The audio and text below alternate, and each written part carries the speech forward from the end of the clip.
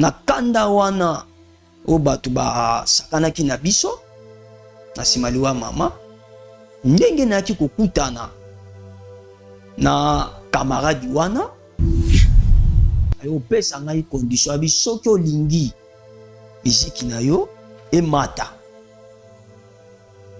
sala condition na pesi yo kende na cimetière esika bakundaki mama na bino chumbola yango couche na ye retour wana ezongelaki nga nakomaki troublé neti mutu abeli liboma le wana deja nakomaki troublé wana na oyeba sulu te bon nakokutana na elenge mwasi moko boye abandi kotambusa ngai abelanga bon tokei nalakisa yo place moko boye eloko nyonso za na posa ozwa il faut o mériter bamemi yo na nzela ya mokuse nzela yake il faut kende omiteka yo moko siko imagine mbongo ya lolenge nini po ozwa yango il faut bapesa o condition yake okende kokushe na elembe le fils de l'homme akokitana ba akotika gloire na ye akitina ba ange ne awa na samoki pona kopesa mutu na mutu nyonso lifuti ya musala oyo asalaki na samoki so imagine neti baye kotuna neti yo musala ni osalaki o kushaki na ebeba.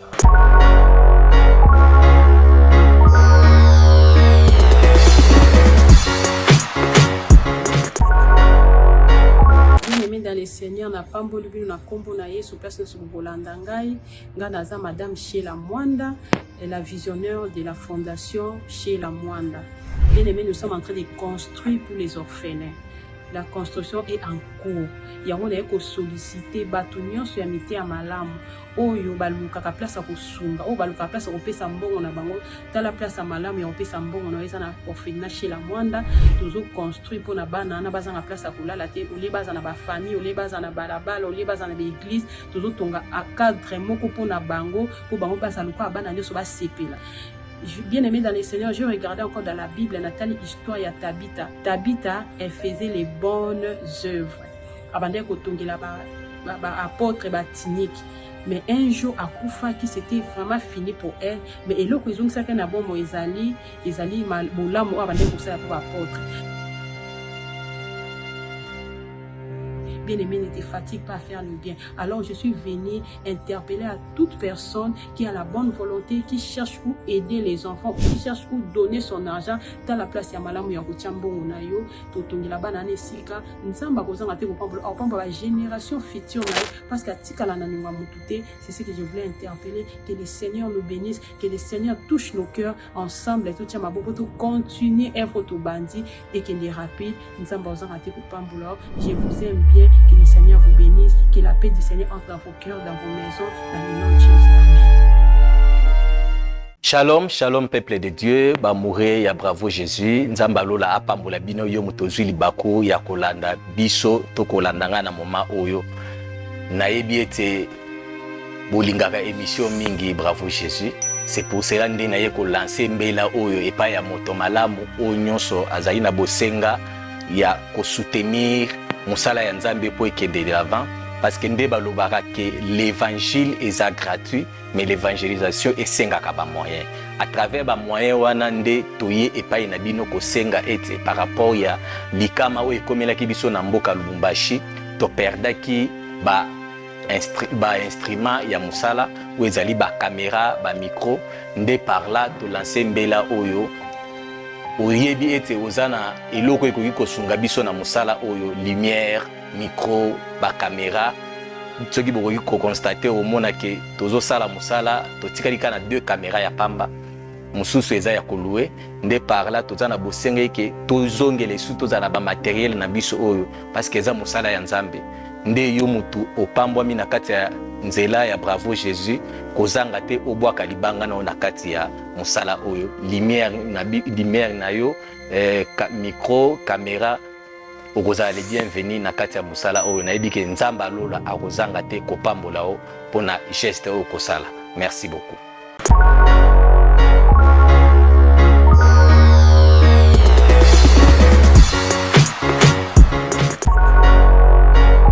très heureuse de se retrouver encore une fois. Un grand merci.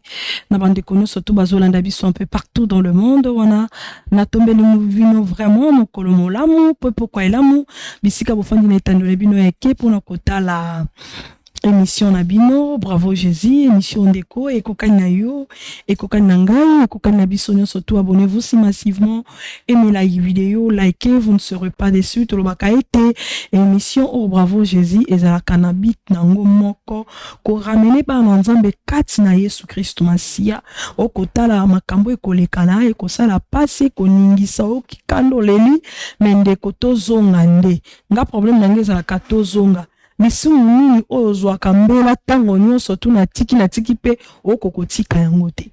Nini oyo yo ekangi yo osalaka kaka ezali nini? Kristo azolinga ete tozala na elingi na oyo azalaki dès le commencement na kati ya jardin d'Eden.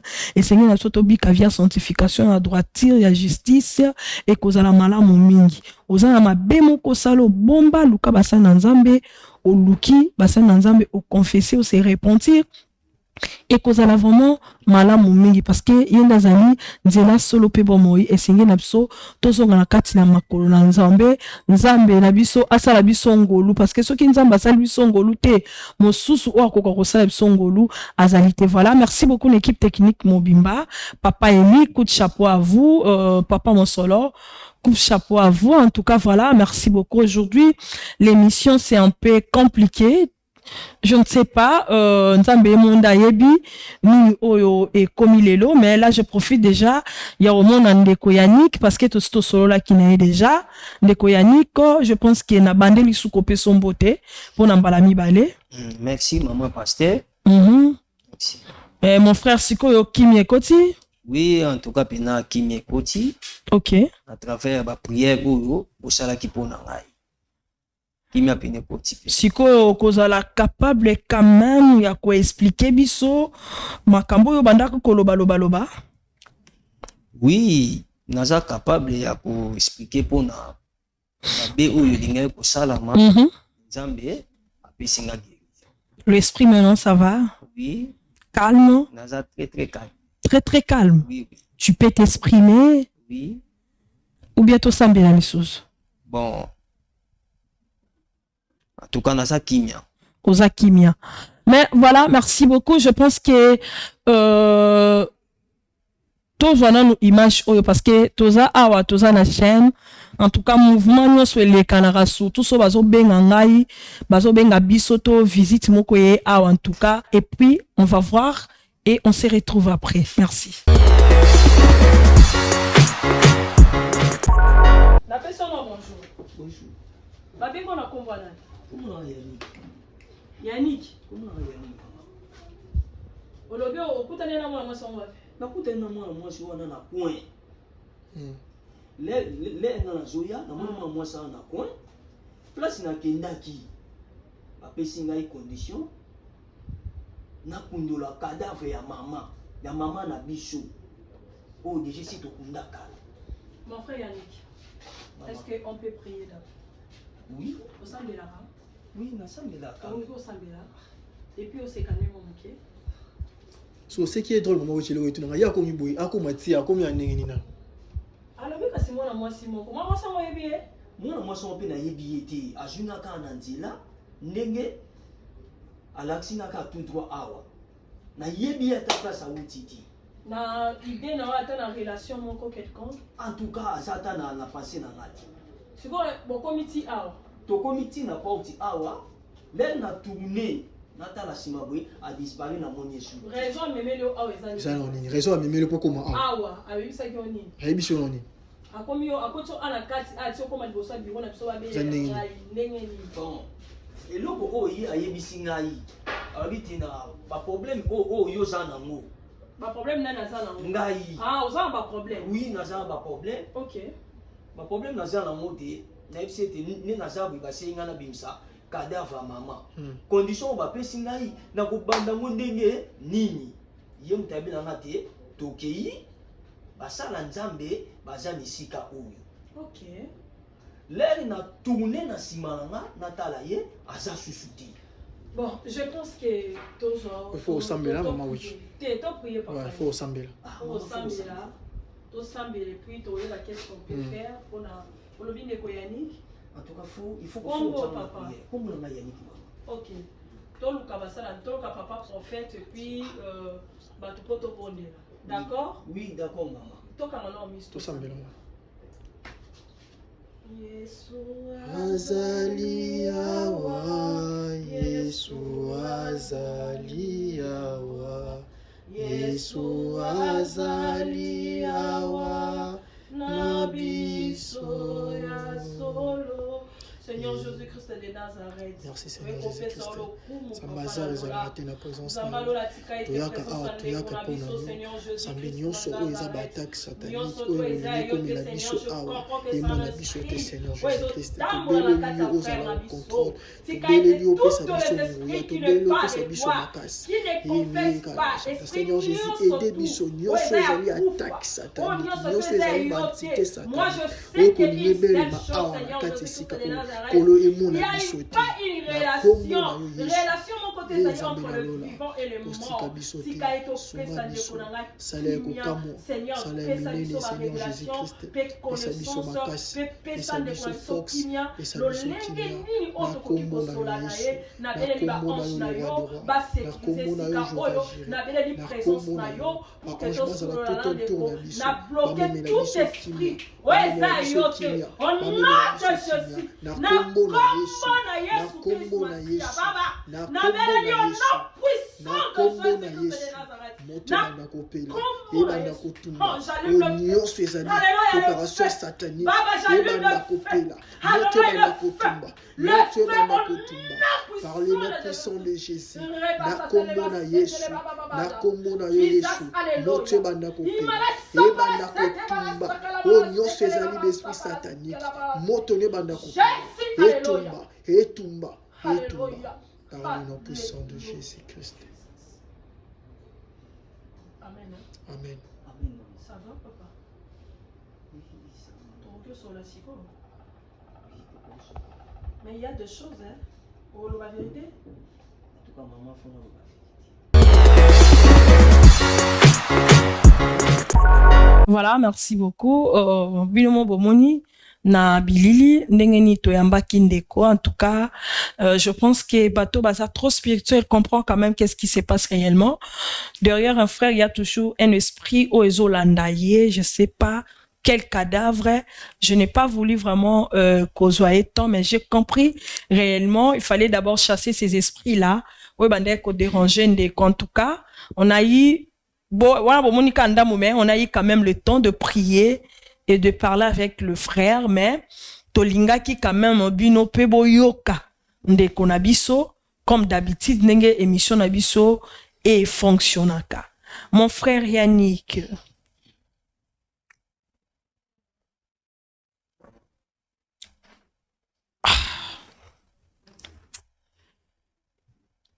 L'esprit ni les autres dérangés. Na ke non bongo. Bon. En tout cas, merci maman. L'esprit est dérangé dans mon gâté, dans un kimia. Dans un capable ya ko le bao nyonso na kutai nango na mukili oyo. Mais est-ce que oyeba kindengo yaki? Pour se souvenir te hein. En tout cas, na yebi susuté ndenge na yaki. Ah. Yebi susuté ndenge na yaki. Mais à part né na yaki, les alaki na les wana déjà na koma ki troublé wana na yeba susuté. Bon na kokutana na elenge mwasi moko boye. Na nzela. Telemisingai. Bon abandi ko tambusa ngai bilanga bon tokei na la kisayo place moko boui même temps na temps wana nga nazaki déjà troublé na joye bashute nini oyo nakoki kosala. Comment muto yebita ko bando tambuso comme ça? Bon en tout cas merci maman mutu no tuninga mutu wana pe na pensé na ngai natikali koyeba ta nzela oyo ya uteli te. Ok.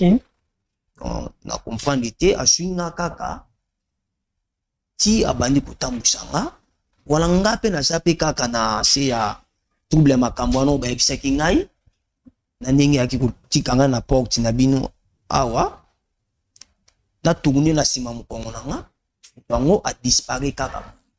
Jeune fille. Oui, jeune fille. Bon, kutane kote nini? Bon, tokutanaki na ye nga nazalaki na balabala munene. Okay. Nazo kota entre ya balabala ngo esika pe ope nazo kende na bano oyeba pe te so nazo kende wapi na bana kuyeba te. Na ndenge na kokutana na entre ya mwana mwasi wana na ndenge pe ayaki ko memanga peti awa epai na bino episinga kota awa natala pe na nsima na nga boye namoni ye azalaki lisusu te. Yango koma kolobaloba? Yango donc nakomaki non kolobaloba ezalaki nga na musicien mama. Alors naza musicien misala na biso ya miziki azalaki pena na ba problème mingi ya miziki. Donc azalaki na besoin ya ba producteur nazobeta miziki mais moto pena opesanga soutien azalaki te. Nayaki kokutana na camarade moko boye abisenga te tokei nazala moto oyo akoki koyedo na miziki akoki otio mpe studio obeta mpe oyokana mpe mondi mpe basepela na yo. Tuka nayaki kondima meminga pa moto yango mpe ayambaki ngai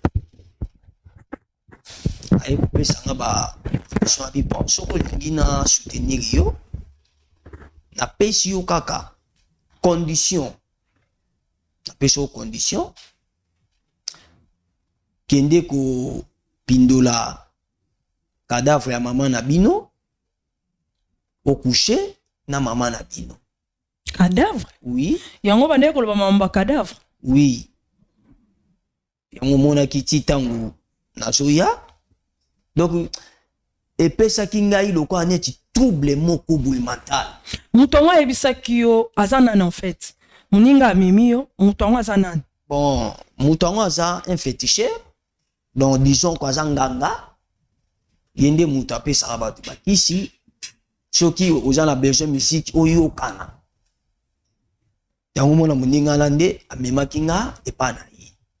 Ok. Lel tokei pe ayo pesa ngai condition abi soki olingi musique na yo emata. Sala condition na pesi yo kende ochimbola kende na cimetière esika bakundaki mama na bino chumbola yango coucher na ye.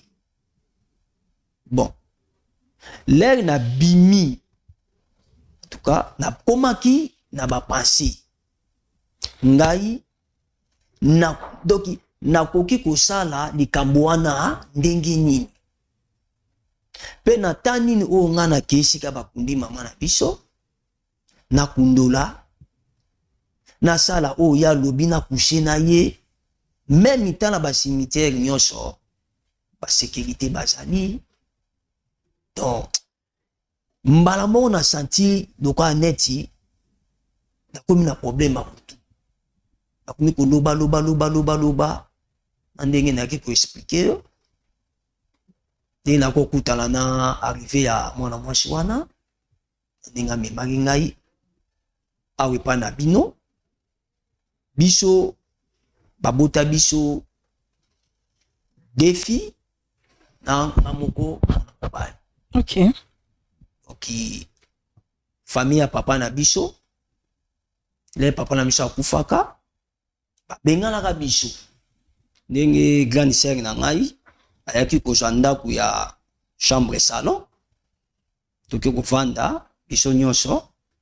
Bon bango balala na bango na chambre ngape na ola nanga na salon tala kaka condition ope ndenge tokomelaki ngape naza musicien moko bima bima na ozonga pe ndako omona pia mafufango bachelinga bon na sai nini na le kaka bon même temps na tana pe mama pe akomaki déjà ko sala ba crise ba souci ko raisonner mampena ezaki bila mo ebele po vie ezaki su ndenge ezaki te donc vie auto zaki nango na ndenge tokomi nango tokomi déjà na difficulté moko ya makasi alors mama ba crise ti mokolo mosusu boye tovandi mama yaki ko piqué crise tomemi na hôpital bon kompe tozalaki susu na makoki te kolelalelaka na batu ekomaki déjà trop tard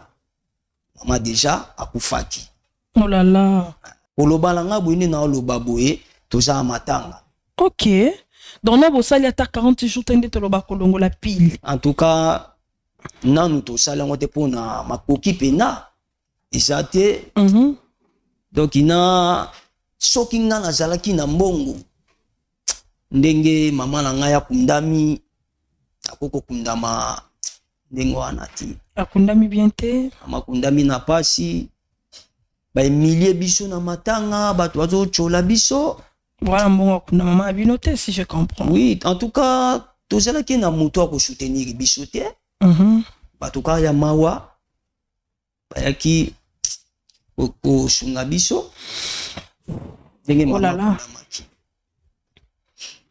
yango ozomona na kanda wana oyo bato basakanaki na biso na nsima liwa mama ndenge nayaki kokutana na kamaradi wana ti aswaki ngai amemai ngai place wana ndenge na explikaki yo avant à partir ya makambo wana parce que ozalaki tellement humiliation ezalaki déjà comment po epousse yo ti yo kekota na bandako ya molili bon en tout cas ndenge bamiliaki biso ndenge babota biso epesaki pena pasi donc tozalaki pena donc bato moko tokomi deya na suka donc déjà si tosukaki donc on doit faire face au monde que tu es aussi un homme tu es capable aussi oui ok omona eti nakomaki na bapoint wana oyo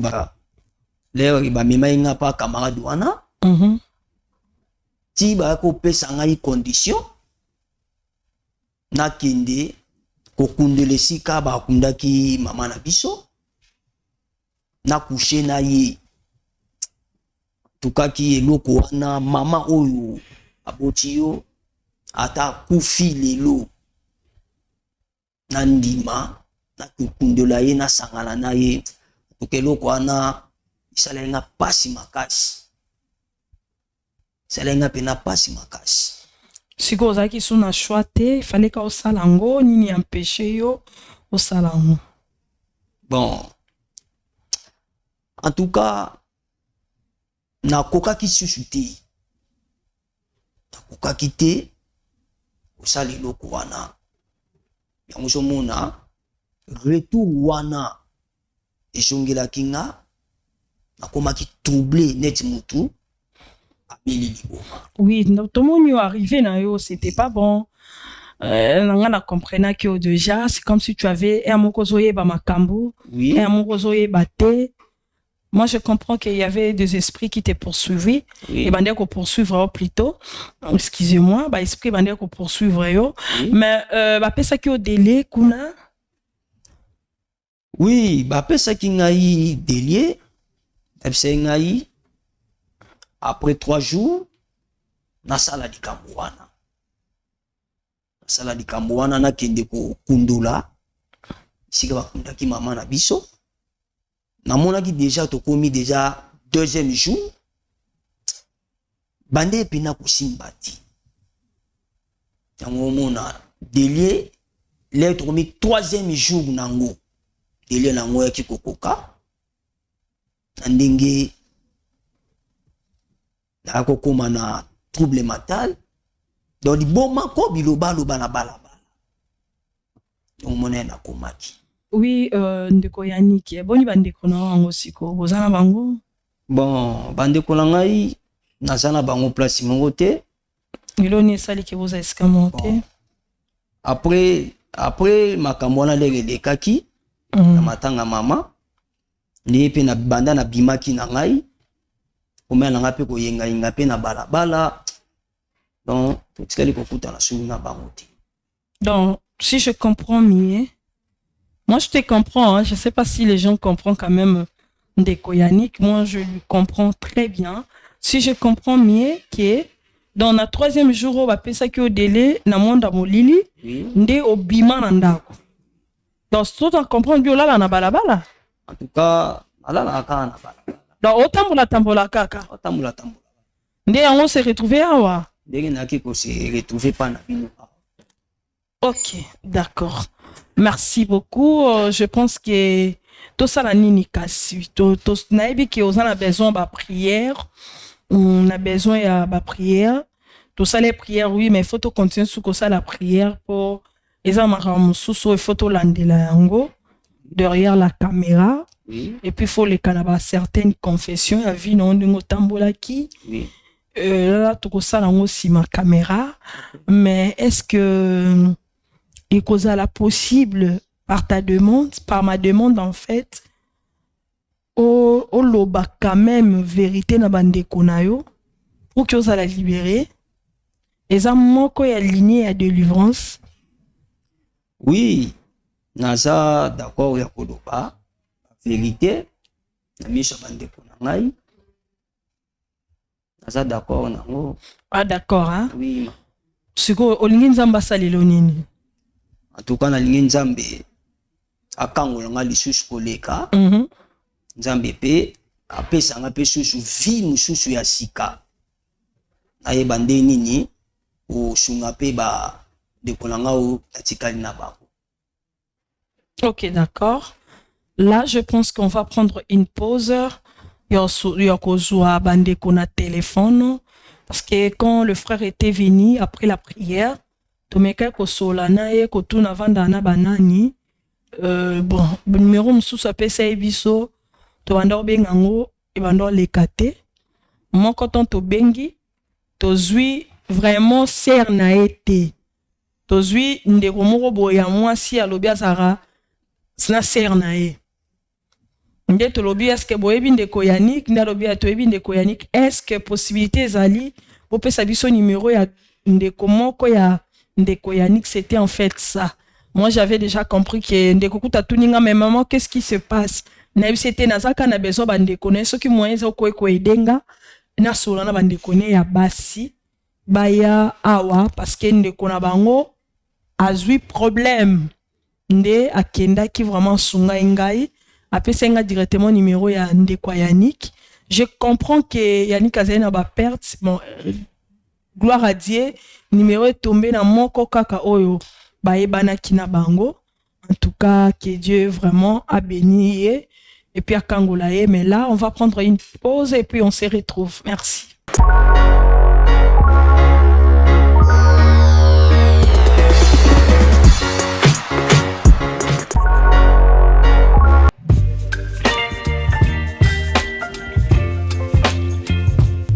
Sala, juste, Yabolingo, pour n'avoir orphelin.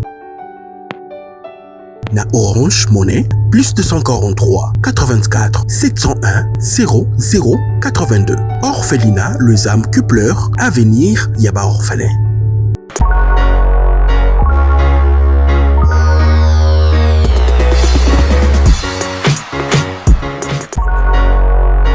Merci beaucoup. De retour sur ces plateaux. Les âmes qui pleurent. Orphelinat na biso yango wana, orphelinat ya chez biso télévision, orphelinat ya Bravo Jésus, orphelinat ya monde entier.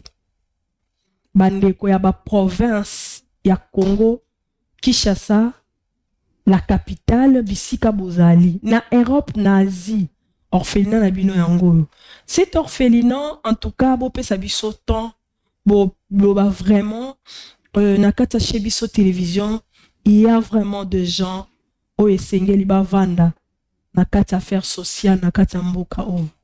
Pourquoi on va faire cet orphelinat pas comme les autres? Parce que moi to loba o nyonso to ko saleza te. Ozana bezo yeba projet orphelinat na biso obengi biso et kozala malamu mingi. Appelez le coordonnateur de cet orphelinat, Papa Thomas Fabien, et appelez-moi pour les soutiens de l'orphelinat. To soit qui place na Matete, na quartier Viaza, na avenue Viaza numéro 17A, na commune na Matete, bisika orphelinat ezali, tozo bongisa nanu.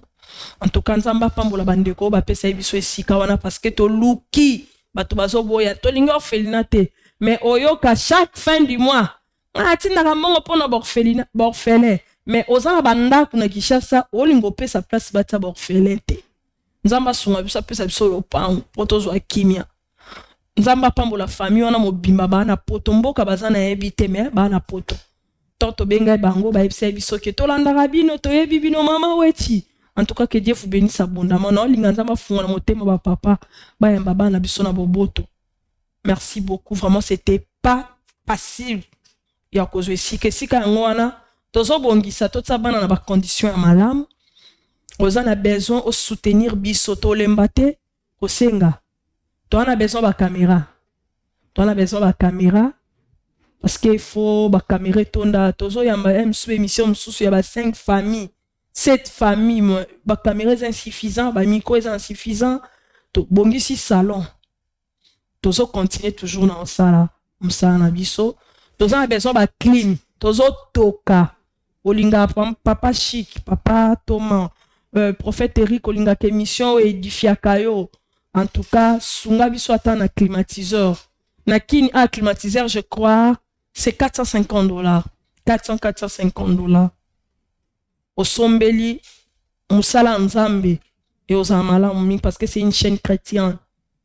Tous en besoin de membres, il y a soutien, bravo Jésus. Je vous aime, je vous love, mais on a besoin de vous. Tous avez belé plus de 100 et quelques 200, je sais pas moi. Mais, surtout 50, batouana ba sombe la biso kaba caméra. Et dans la malamu mingi. Lelo déjà dès ce soir non va nobel la vie non. Non si maman a la caméra voilà. Botinda ba $100 toko ça monte monko parce que maman moi a un poteau en France andima il a biso ba caméra. Merci beaucoup maman pour le service. Ozo ça il a biso mais essaye une photo tindela ndé maman na mbongo pour qu'il achète les caméras. En tout cas et koza na malamu mingi. N'oubliez pas ya kokanisa orphelin na biso.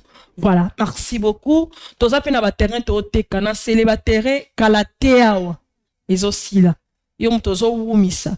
Obenga na piste 243 81 00 27 303 81 00 27 303. Que Dieu vous bénisse abondamment. Mon frère Yannick. Oui, maman. Oui, puis que ma kambosali prochainement, il faut pas faire ça. Hein. Ndengo lobi ke nzamba pambola yo. Akangolo plutôt à délivrer yo. À part musique, tu fais encore quoi? Bon, à part musique, abanda kiko yoko la musala ya peinture. Peinture. Oui. J'aimerais mieux otika na musala peinture. Oui. Musique on ça les acquis chrétiens trop ya bande ko na biso kuna ya ba frère Wera na ba frère Pali Ferré yoza onta Adidas Arena. Non, musique yo na banda sala. Ça musique ya bonzambete. Musique ya mukilika. Ah, auto benga musique profane. Voilà. Ah, OK. C'est très compliqué. Oko yembela nzambete ya. Hein? Oko tika pe musique wana de ce genre comme ça. Oko mi pe adorateur moko sang de l'église, chantre moko bo sang de l'église avec ta belle voix. Oko yembango. Hein? Ce que zaki ke ezai chaîne chrétienne tenenga na biso yemba mais biso bilo wana a to yo rarote hein? OK. D'accord. Merci. Oko kabelanga ba câble no wana pesanga.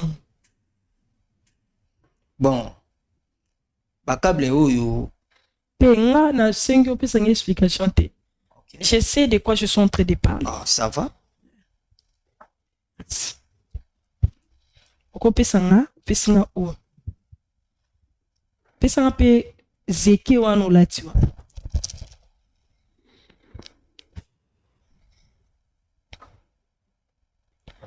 Je pense que bandeko ba se poser tant de questions.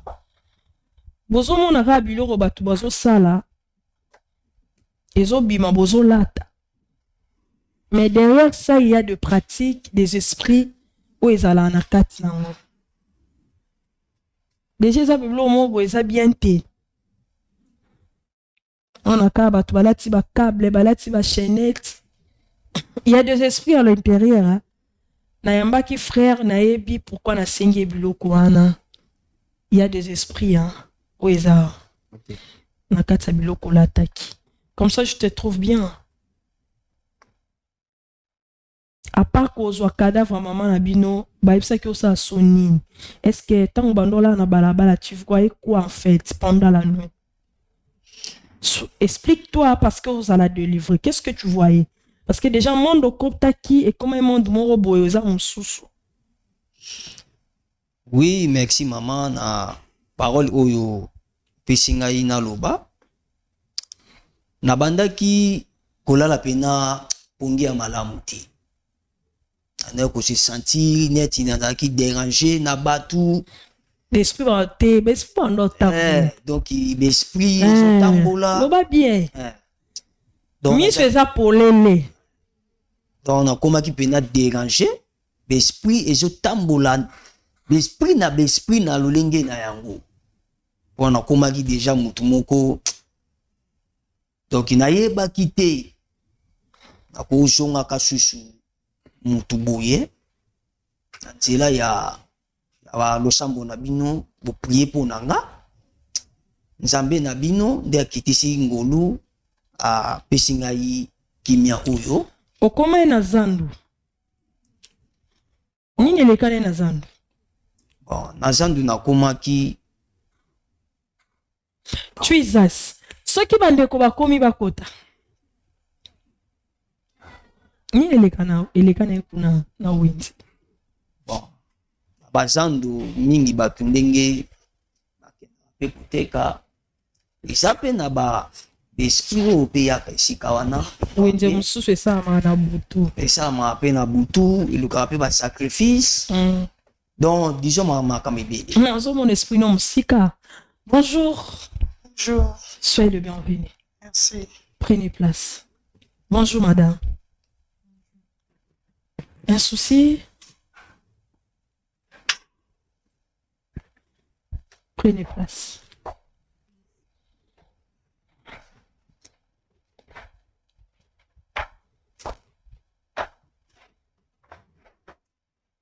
Napesi bino mbote. Merci. Ya okosunga otiasaki na wana pozale. Botale bon point.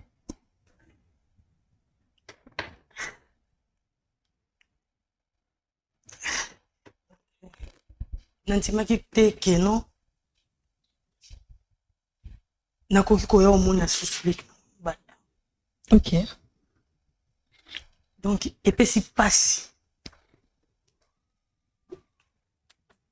leki abimaka boye na ndako monanaka liso te ndeko kaka moko ya mobali yani. En fait napesi bino mes condoléances hein. Ayebisi biso beau-père de maman na bino non kutu bosali 40 jours te. En tout cas bo excuser biso hein. Ningi tobengi bino kotelemisa bino surtout basi boye bozaka na ndeko na bino mobali bolela maman na bino ko faire déplacer bino bongo esali moi pasi mais en tout cas mes condoléances. Vraiment, merci beaucoup. Yonde Yakati. Yo Clarisse. Ok, merci beaucoup. Je pense que vous avez étonné. Il y a vraiment un ndeko na bino. Ndeko Yannick. Maman Koufende. Où est-ce qu'il c'est?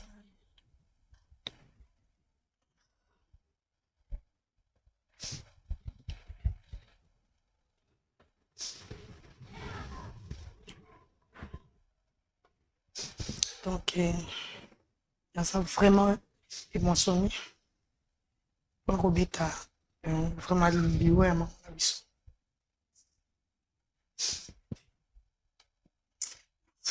bolingo le lisanga. Oh là là.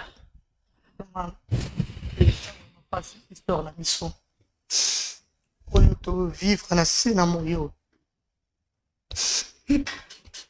Maman na biso. Pour vivre na pasi vraiment na motema. Apema na kimia. Bon. Oh là là. Na perdant maman, je son amour na mtoli la maman bango, j'ai souffert à ma mère. Et puis waouh. Na linga maman abiso tellement mingi. Son amour mtoli la maman.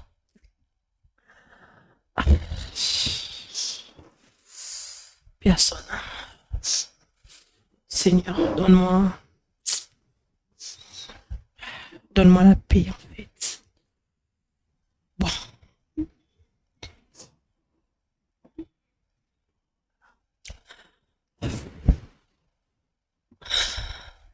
Ndeko Kati, Ndeko Yannick, aye awa, ya yo zola nanga, yo Clarisse, ngapi comment on a Clarisse, hein?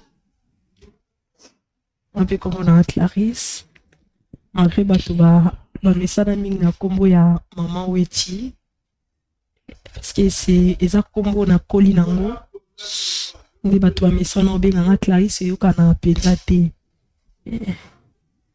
On appelle la perte d'un maman.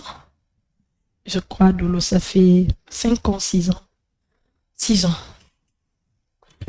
Ça fait mal. Mais, tozongana makambo to bengeli bino. Ndekwaye awa. Bobi osali mikolo bo mona ete.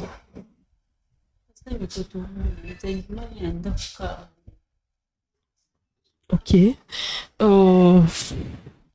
Toyambaki awa azalaki un peu loka motabeli liboma komi loba ye moko ya Kati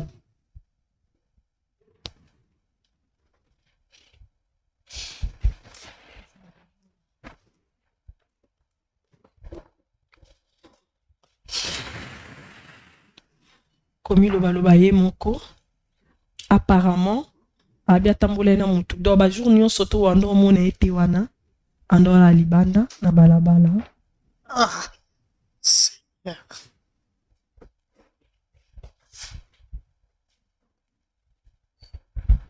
Mais non, Olinga y a expliqué bino raison. Parce que biso toza chaîne chrétienne, toza tout autour à basala nzambe, tout ça qui de notre mieux, pour que bon monae Ningazarana. Je pense que Nzamba avec au rendez-vous. A répondre à biso tic au tac. Et taille. Botonae. Oui.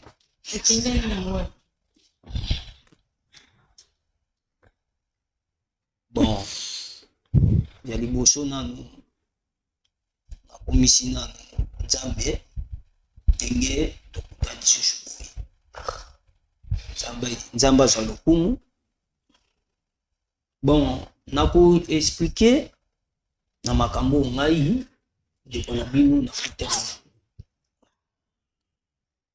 Ler na tika ki bino na bimaki. Kene kokutana na camarade moko boye. Na ba problème tozaki na ngana matanga, na humiliation bane ko seka biso.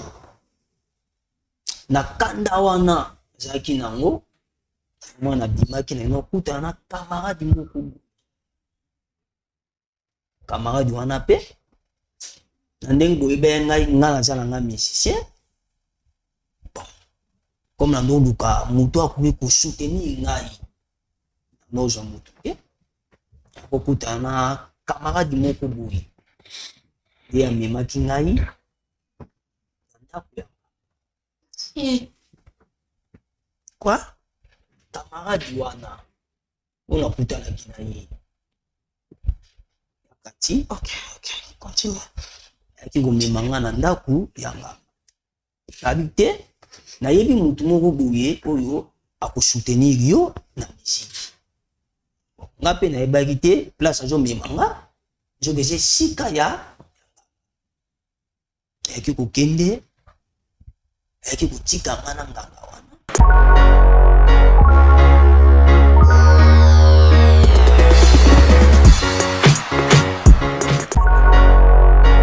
Shalom, shalom peuple de Dieu, bamouré ya bravo Jésus, nzamba lola apambola bino yo mutozwi libako ya kolanda biso to kolandanga na moma oyo.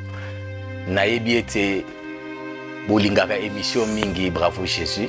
C'est pour cela nde naye ko lancer mbela oyo epa ya moto malamu oyo nyonso azali na bosenga ya ko soutenir musala ya Nzambe po ekende de l'avant parce que nde balobaka que l'évangile est gratuit mais l'évangélisation esengaka ba moyen à travers ba moyen wana nde toye epai na bino ko senga ete par rapport ya likama oyo ekomelaki biso na mboka Lubumbashi to perdaki ba instrument ya musala ou ezali ba caméra ba micro nde par là to lancer mbela oyo oyebi ete ozana eloko ekoki kosunga biso na musala oyo lumière micro ba caméra soki bokoki ko constater omona ke tozo sala musala totikali kana 2 caméra ya pamba mususu eza ya kolue nde par là tozana bosenge ke tozongele su tozana ba matériel na biso oyo parce que eza musala ya Nzambe nde yo mutu opambwami na kati ya nzela ya bravo Jésus kozanga te obwaka libanga na kati ya musala oyo lumière na yo micro caméra okozala le bienvenu na kati ya musala oyo nayebi ke Nzamba lola akozanga te kopambola o pona geste oyo kosala. Merci beaucoup.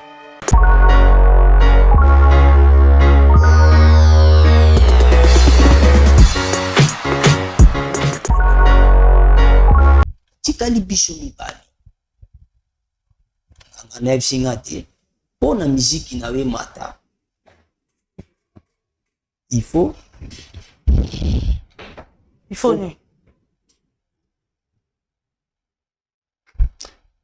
kende na cimetière esika bakundaki mama na kundola ye na kushe na ye.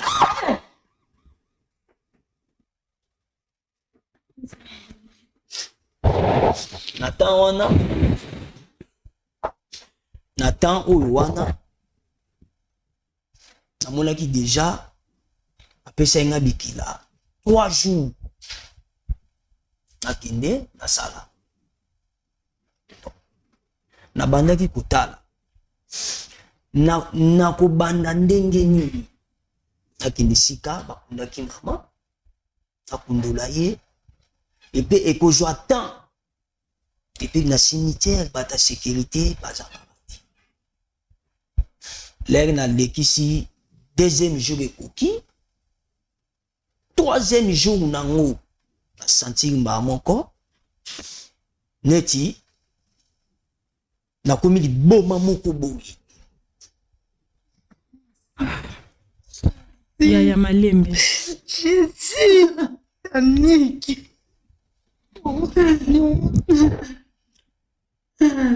l'air na sentir nakomi lokola neti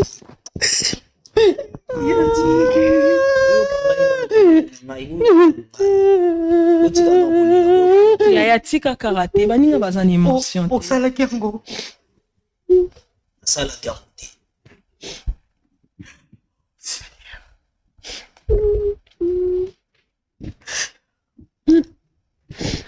Yaka tika ndiko apema moke yo pe yaka telema sois courage hein ofanda s'il te plaît fanda.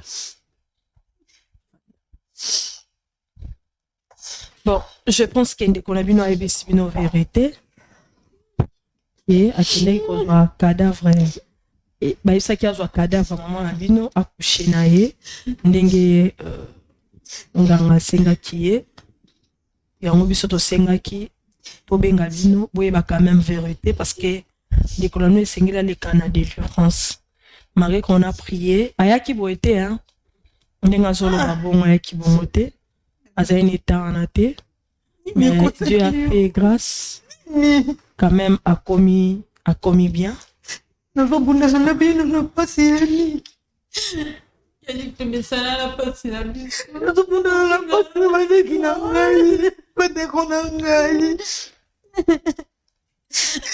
Yannick, ondimaki ondima condition obima na mama na ya kufa.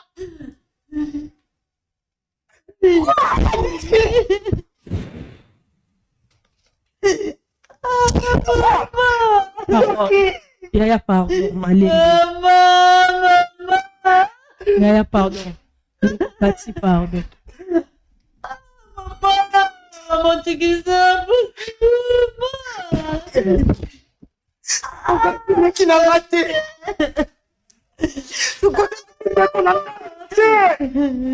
Maman, passe dans le silite. Ah, maman. Biso. Comprenez. Passe le biso. Maman. Biso yo obima na mama na yo.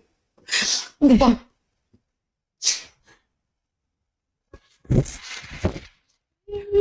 Eza pasi. C'est la folie. Eza pasi jeunesse alelo etant que nous sommes tous à jeune. Makambo esa ma malamu te ya mabebele. Bato beba romona ngolo kola kaka boy mais ce sont de réalité. So ekomeli oto yeba pasi na ngote, oyeba souci na ngote. Maman était en Nathalie Bino Kabo Bando le la pona maman, j'ai eu de larmes aux yeux parce que pourquoi? On a peine à couvrir ça maman n'a senti passion. Oyo bino bozoyoka. Là je profite pour na kimikota tobenga musala nzambe ceux qui moi ezali papa Thomas koyeko kota pour que ya meka roté ya biso quand même na senga na bino boluka place na motema na bino bolimbisa ndeko na bino. Et vous allez bien parce que ceux qui ont la prière te bon perdre épée. Au-delà de tout, malgré à Kendo Simba Kisi, malgré ma PC, ma condition, voilà, mais gloire à Dieu quand même à Niatima pour le cimetière. Pour ceux qui ont attaqué à Tama, on connaît qui le cimetière, yaya. Au coma qui déjà? Non, non, comment quitter ma. Ok. Heureusement, comment quitter? Sera comment qui est à sous plus pire que mon oyo azalelo. En tout cas, na osenga na bino Ndoi Clarisse, na osenga na Yakati, bolimbisa biso papa Thomas si vous pouvez entrer si c'est possible. Na yambio, prenez place. Moi je profite, je prends la chaise. Je viens de l'autre côté. Ok. Papa Thomas micro et ça, voilà. Je peux utiliser le micro.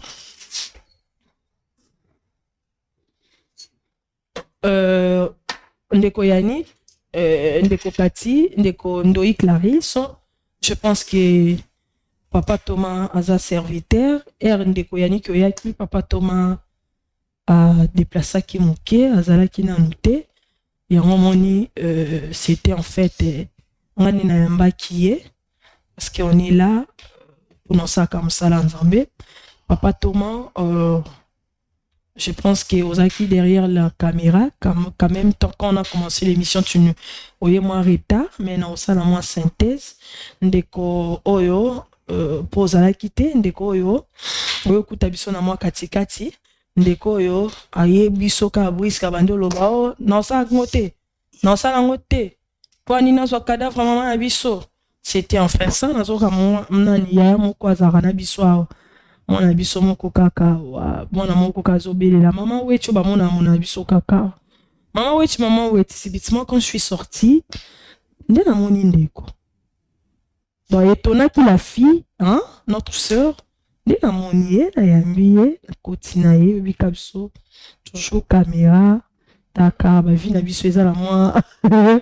il faut toujours ba épreuve ça là ndena yambaki on a fait une prière on était avec papa et papa Monsolo on a que sa prière ni quoi ça qui un peu na ba perte et puis tant on s'est calmé moi mon quai tomeki osola na ye nde na proposaki ye eske moyen ezali nga nde na propose ye eske moyen ezali oleka na quand même na mission ye pour que omeka koexplike bandeko makambo oyo ozoleka nango soi-disant tambola ye na fi moko nde moto aye otiki awa mais ere akomi aomona sous jeune fi yango te nde esalaki akoma kokrie oyo baza bandeko na ye bref na mokuse bakufeli mama na bango ça fait 30 jours baza nanu na matanga pour 40 jours pour balongola ndenge bokoko esengaka nanu basali yango te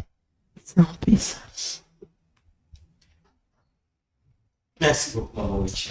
Ok.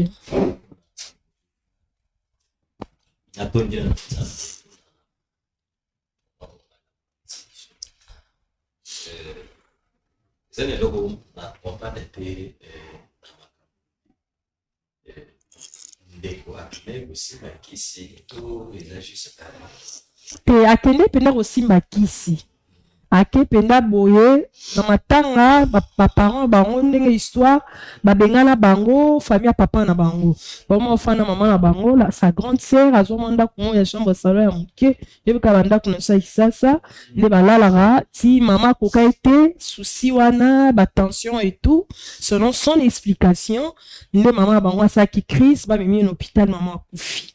Alors, na kati ya matanga na comme la possibilité ya okunda mama ezalaki te donc bakonzi mama na ye na bacondition oyo esengaki te il fallait nécropole, il fallait une grande salle, il fallait funérailles eleka ya malamu mais possibilité ezalaki te mongo kosengasenga bazopesa bango bazofinga bazotiola nde kanda wana ese révolté comme ye aza musicien nde alobaki akende kaka asimba kisi neti mobali ti aprouve mpe mokili ke non il est quand même capable ndakendaki asimba kisi kokutana na maître wana spirituel nayebi te soki bata molili nga abenga yango kaka bata molili nde sikoyo bapesi condition ake kokundola cadavre basila akundi pour ke asala nini atushe na ye ya mama na ye nde asali yango te lokola 3 jours ekokaki kobima bimi ndako kolalaka na balabala mikolo mpe epusani kolala na balabala.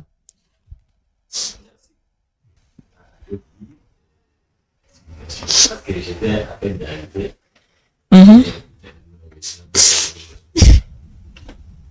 Ce que j'ai fait dire aux amis.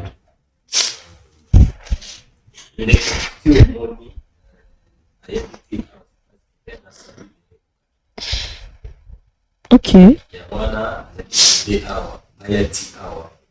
Peut-être attaquer Bisso, c'est pour dire qu'on a créé les manches. Au-delà de tout, ce que j'ai fait dire les amis. Tant qu'il y a du souvent intéressé. Ok, merci beaucoup papa. Yaya Clarisse, Nico Clarisse. Yaya Clarisse, Tika Kolela. Ma belle c'est comme qui, mais essentiel pour comme ça parce que les conditions à qui au-delà de pour atteindre amener parce que ça qui fixé pour amener tes cas. Et je glorifie quand même Dieu pour na au moins bâtir là qui mon loi 4. À moi tu t'as tanga biso Matthieu chapitre 16 entre 26e verset. Matthieu 16 26. J'ai lu au nom puissant de Jésus-Christ. Amen. Et que servira-t-il à un homme de gagner tout le monde s'il perd son âme? Ou que donnerait un homme en échange de son âme? Quitte 27. Car le Fils de l'homme doit venir dans la gloire de son Père avec ses anges, et alors il rendra à chacun selon ses œuvres. Merci, parole du Seigneur. Amen. Nani kolobani ni parla. Papa kombolene. Ndeko Yannick. Ndeko Yannick. Ndeko Yannick na kolobano parce que je crois presque non si bosolo na mama weche mais je dirais au moins c'était comme sous peut-être à l'habiter. Oza na nous jeune. Na bo jeunesse non Nzambe a doté yo na énergie vitale, na maele, na intelligence. Il faut éviter qu'on gagne vie na facilité. Et l'eau nyonso za na posa ozwa, il faut au mériter. Siko ba mimio na nzela ya mukuse, nzela yake, il faut kende omite kayo moko. Siko imaginer. Mbongo ya lulenge nini po ozwa yango, il faut ba pesa au condition yake o kende ko coucher na elembe.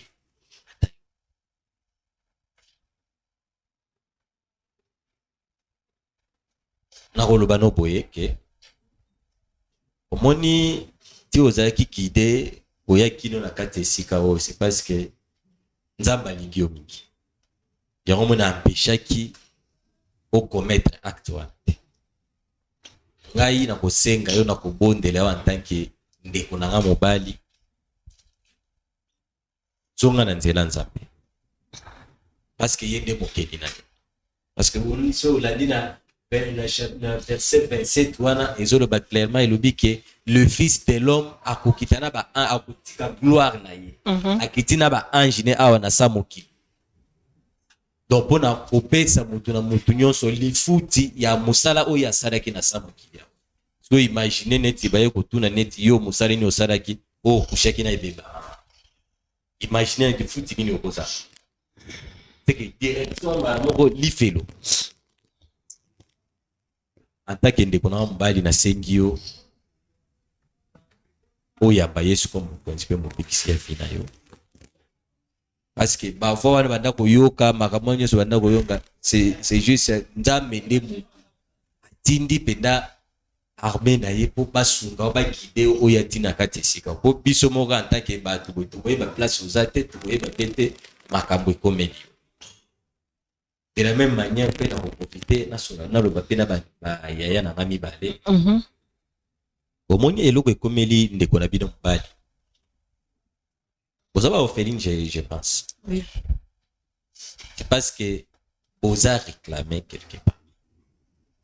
Il n'y a pas une protection ou les spirituelle ou éco guider bino na présence de Nzambe. C'est ce qui est à la base. Donc bon mon à chaque fois elle moko bokenda ka église kaka soki ba sengi bino boke invitation. Mais or intimité na Nzambe eza penza te. Opesa bomo ina bino e ba Yesu. Abattre bino apesa bino vie sika. Parce que na mukanda Jean le bien que azali nzela solo pe bomo. Ndeko na bino aza juste kaka nani indice moka Nzamba utiliser pour attirer bino nyonso misato po boya na makolo ne po aza na posa na Bible le bien que azali papa ya bana kitike. Donc nde boza bomi mona teke botikali na kati ya souffrance to bozangi makamute na magaiseni mbochake. Au moins malgré papa na biso ya bonzoto bakufi mais ezali na papa moko na lola oyo abatela. Est-ce que ndenge boza malgré bokufi li bozanga ka ya kolia? C'est parce que ça na Nzambe moko akanisela ka bino keke. Okomona ezana bana mususu bazana baboti na bango mais ata ya kolia bo bazola mukana tongo ezati. Lokola Nzambe asobi ngolu na ye likolo bomo ina bino. Au PCP espace dengue Romain 12 ezolo bagé to offrir ye corps na biso pour la sacrifice ezali agréable. Moi je crois voilà, merci beaucoup. Prière na bango ya disali wana au moins si ma caméra. OK, voilà, merci beaucoup. Je pense que Papa Thomas a tout dit. Je pense que Ndoyi Clarisse, je pense qu'il y a Cathy nenge papa lobi bozonga pa na Yesu on prière ezaki ya batanto plutôt en tout cas bozonga makolo Nzambe bozo esika na motema na bino bolimbisa ndeko na bino so asala ki ngo ezaki kaka po azali pe na posa bino bozala bien yango mona kende osama mabongo malgré pe nzambe azalaka ndenge amemi etini esika oyo. Donc ye nde moto aleki na émission te po retenir ye rigueur te osambusi famille te nga nde moto nasengaki ye aleka nanda apesa biso numéro moko ya ndeko moko totombaki na yo na explikaki yo na téléphone. Et puis ya Yannick, je pense que ndeko Yannick omoni oyo nzambe asaleli yo mais koloba te ke suki bongo il faut le canana délivrance, j'insiste.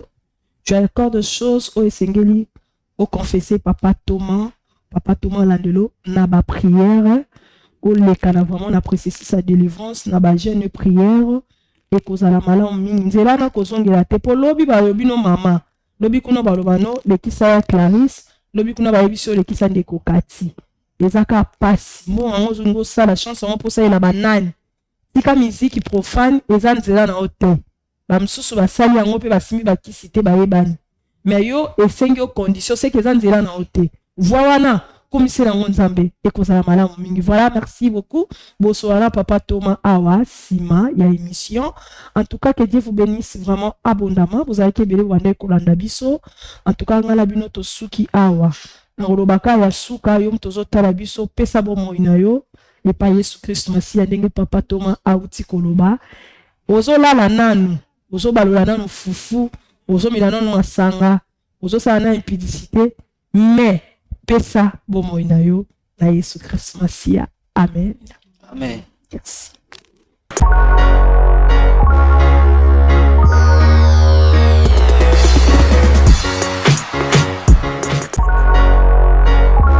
Dans les seigneurs na pamboli bino na kombo na Yesu place na subolanda ngai nga naza madame Sheila Mwanda, la visionnaire de la fondation Sheila Mwanda. Bien aimé, nous sommes en train de construire pour les orphelins. La construction est en cours. Yango na eko solliciter batu nyonso ya mite ya malamu oyo balukaka place ko sunga o baluka place ko pesa mbongo na bango tala place malamu ya pesa mbongo na eza na orphelinat Sheila Mwanda tozo construire pour na bana na bazanga place ko lala te ole baza na ba famille ole baza na balabala ole baza na ba église tozo tonga a cadre moko pour na bango pour bango pasa luka bana nyonso ba sepela. Bien aimé dans les Seigneurs, je regardais encore dans la Bible, Nathalie, histoire ya Tabitha. Tabitha, elle faisait les bonnes œuvres. Abandé kotongela ba apôtre ba tinique. Mais un jour à Koufa qui c'était vraiment fini pour elle, mais elle ko izong saka na bomo ezali mal bolamo abandé ko sala pour apôtre. Bien-aimé, ne te fatigue pas à faire le bien. Alors je suis venue interpeller à toute personne qui a la bonne volonté, qui cherche où aider les enfants, qui cherche où donner son argent. Dans la place ya malamu ya kuchambongo na yo, totongi la banane sika, nzamba kozanga te kopambola, opambola la génération future na yo, parce que tika la nanunga mutute, c'est ce que je voulais interpeller, que le Seigneur nous bénisse, que le Seigneur touche nos cœurs ensemble, et tout tient ma bobo, tout continue œuvre tout bandit, et qu'il est rapide, nzamba kozanga te kopambola, je vous aime bien. Que le Seigneur vous bénisse, que la paix du Seigneur entre dans vos cœurs, dans vos maisons, dans le nom de Jésus. Amen. Shalom, shalom peuple de Dieu, ba mouré ya bravo Jésus, nzamba lola apambola bino yo mutozwi libako ya kolanda biso to kolandanga na moma oyo. Nayebi ete bolingaka émission mingi bravo Jésus. C'est pour cela nde naye ko lancer mbela oyo epa ya moto malamu oyo nyonso azali na bosenga ya ko soutenir Moussala ya Nzambe pour ekende de l'avant parce que nde balobaka que l'évangile est gratuit mais l'évangélisation est sengaka ba moyen à travers ba moyen wana nde toye epai na bino ko senga ete par rapport ya likama o ekomelaki biso na mboka Lubumbashi to perdaki ba instrument ya Moussala ou ezali ba caméra ba micro nde par là to lancer mbela oyo oyebi ete ozana eloko ekoki kosunga biso na musala oyo lumière micro ba caméra soki bokoki ko constater omona ke tozo sala musala totikali kana 2 caméras ya pamba mususu eza ya kolue nde par là tozana bosenge ke tozongele su tozana ba matériel na biso oyo parce que eza musala ya Nzambe nde yo mutu opambwami na kati ya nzela ya bravo Jésus kozanga te obwaka libanga na kati ya musala oyo lumière na yo micro caméra okozala le bienvenu na kati ya musala oyo nayebi ke Nzamba lola akozanga te kopambola o pona geste oyo kosala. Merci beaucoup.